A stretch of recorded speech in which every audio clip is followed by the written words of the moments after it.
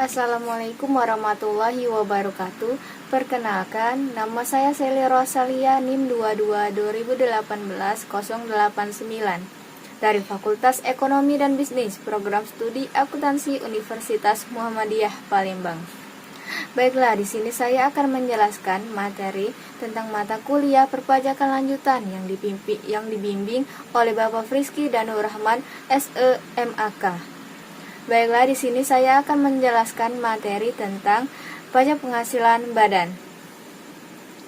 Pajak penghasilan badan merupakan pajak yang dikenakan atas penghasilan suatu perusahaan di mana penghasilan yang dimaksud adalah setiap penambahan kemampuan ekonomis yang diterima atau diperoleh oleh wajib pajak badan, baik dari dalam maupun dari luar negeri, dengan keperluan apapun, termasuk misalnya menambah kekayaan, konsumsi, investasi, dan lain sebagainya.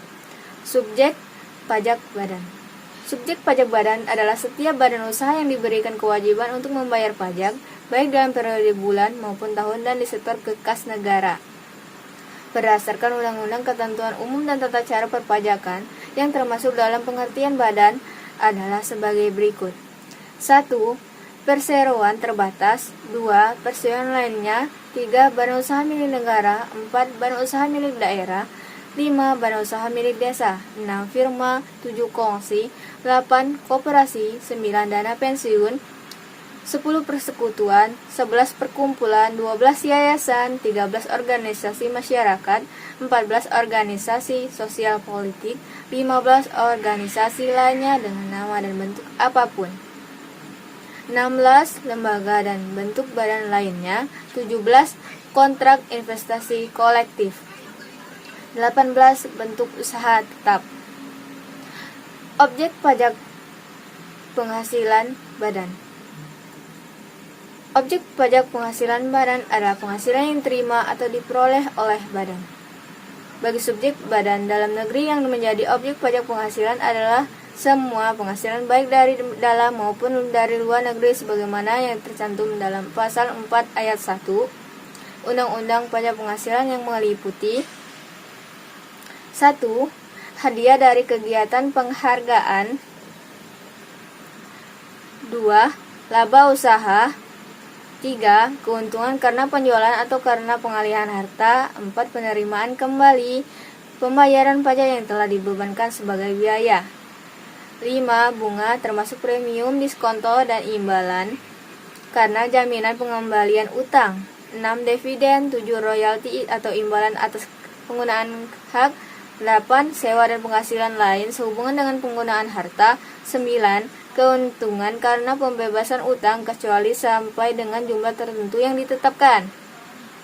10. Peraturan pemerintah. 11. Keuntungan karena selisih kurs mata uang asing. 12. Selisih lebih karena penilaian kembali. Aktiva tetap, iuran yang diterima perkumpulan dari anggotanya yang terdiri dari wajib pajak yang menjalankan usaha atau pekerjaan bebas. 14. Penghasilan dari usaha berbasis syariah. 15. Surplus Bank Indonesia. Peraturan tentang pajak penghasilan badan.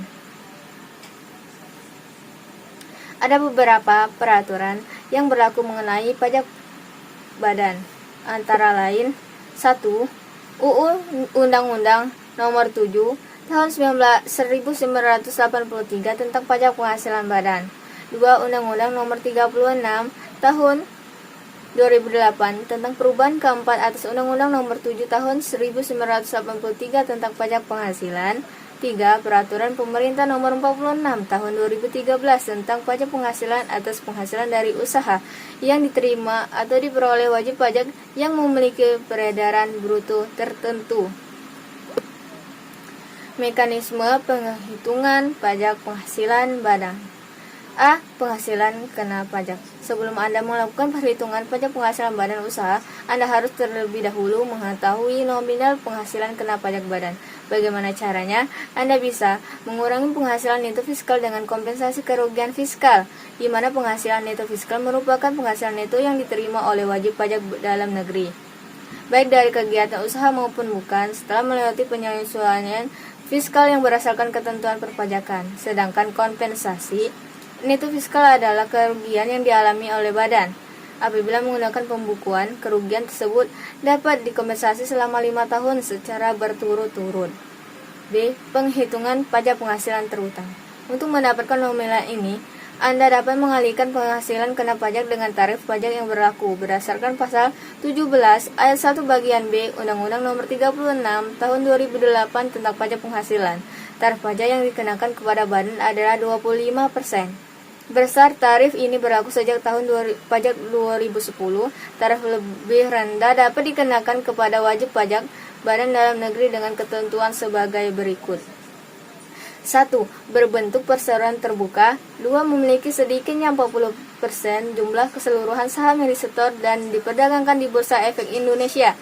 3. Tarif yang dikenakan sebesar 5% lebih rendah daripada tarif normal.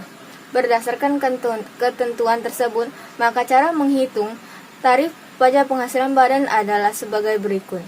Contohnya, PT Mentari Harapan memiliki jumlah penghasilan kena pajak senilai 2 miliar rupiah.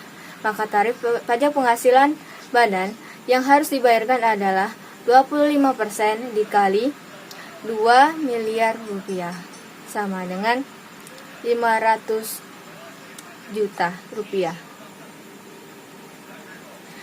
Dan perlu Anda ketahui, penghasilan yang dipotong dengan pajak penghasilan yang bersifat final tidak termasuk dalam ketentuan ini. Tarif pajak final diatur dalam aturan tersendiri berdasarkan peraturan pemerintah. Baiklah, sampai di sini saja presentasi saya. Apabila saya ada salah kata, saya mohon maaf. Wabillahi taufiq wa hidayah. Wassalamualaikum warahmatullahi wabarakatuh.